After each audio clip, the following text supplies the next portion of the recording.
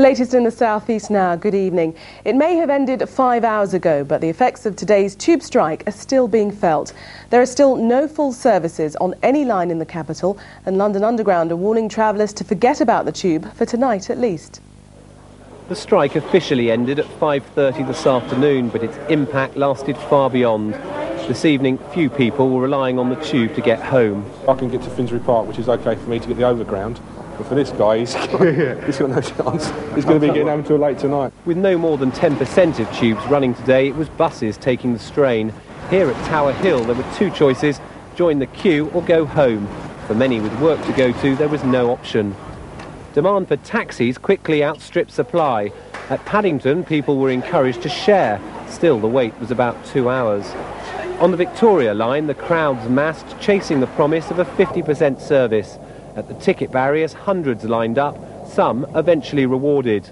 The few staff who turned up for work were busy keeping people away from the platforms. On several picket lines, there was a similar message. This was a strike about safety, they said. Concern at the government plan to bring in the private sector to modernise the tube with long-term contracts. I do believe that the travelling public would rather put up with some amount of inconvenience than travel around on unsafe trains. From a customer's point of view, it's been a disastrous day. There's only been about 10% of the network running, and clearly for the people of London that's been a very disappointing and a bad day for them. This evening there have been a few trains running on a number of lines, but with no regularity and no consistency on which passengers could rely. London Underground has been concentrating on trying to get things right for the morning. Meanwhile, London Underground managers meet union officials tomorrow at ACAS to try and find a way out of this dispute. Tim Donovan, Newsroom South East, Central London. 10 people were injured when a bus and a coach collided in Essex earlier today. 8 ambulances were called to the accident at Upper Rainham Road in Hornchurch at just after 11 o'clock. All the injured passengers were freed by firefighters through a bus window. Because of the nature of the injuries, some of the people suffering from suspected spinal and neck injuries, we've had to remove them using spinal boards and neck supports. So they had to come out through the back of the bus, had to come out flat. We weren't able to bring them out in chairs as normal. Hundreds of people were moved from their homes this evening after a massive gas leak in South London. It's believed workmen accidentally fractured a gas main near Effra Road in Tulse Hill. The area was cordoned off and around 500 people moved into emergency accommodation. Ever since the devastating earthquake hit India a week ago, volunteers in the southeast have been working tirelessly to raise funds and supplies.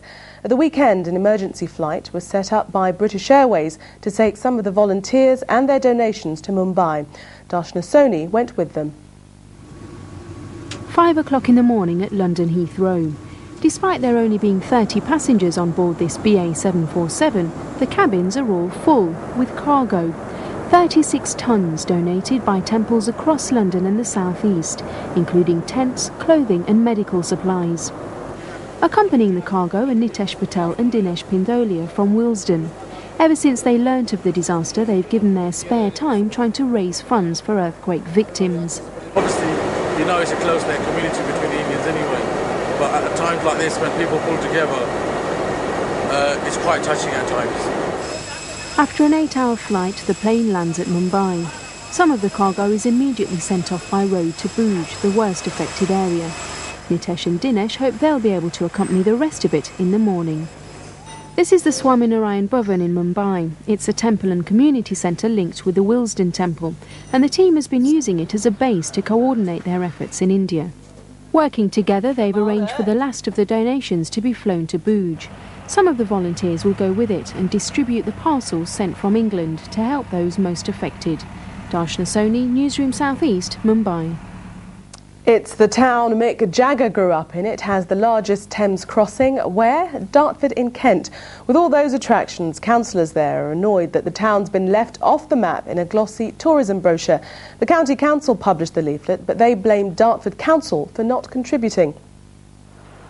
Just in case you'd missed it, they don't muck about in downtown Dartford when it comes to knowing their place in the cosmos. To millions of people, this is the site which marks the spot. Popaholics will know the young Mick Jagger's school days were spent in Dartford. Here he is again, opening the new Mick Jagger Centre in the town, dedicated to music and the arts. Shopaholics flock to Bluewater, just out of town.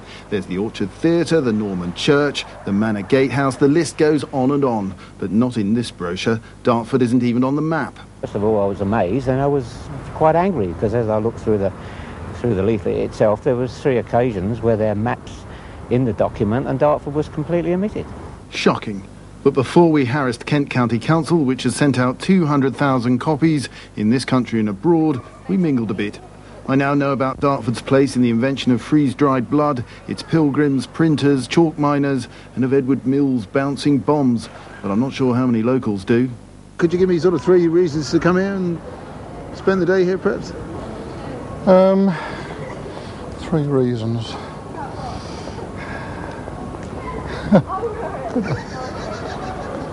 Can't think of anything. Surely the County Council made a simple mistake, a bungle, a cock-up. Not at all. It was all Dartford's fault, apparently. We've just put new money into Dartford. It's a very important area. And we were disappointed and surprised that they didn't come back to us. But, you know, ultimately the decision is them, whether they want to work with us or not. Most parts of Kent did. Dartford decided not to. My grandmother would have said someone here needs their heads knocking together. What do you think? Robin Gibson, Newsroom South East, Dartford. Comment. We'll be back tomorrow with the main stories in the South East. Now it's back to Michael Burke.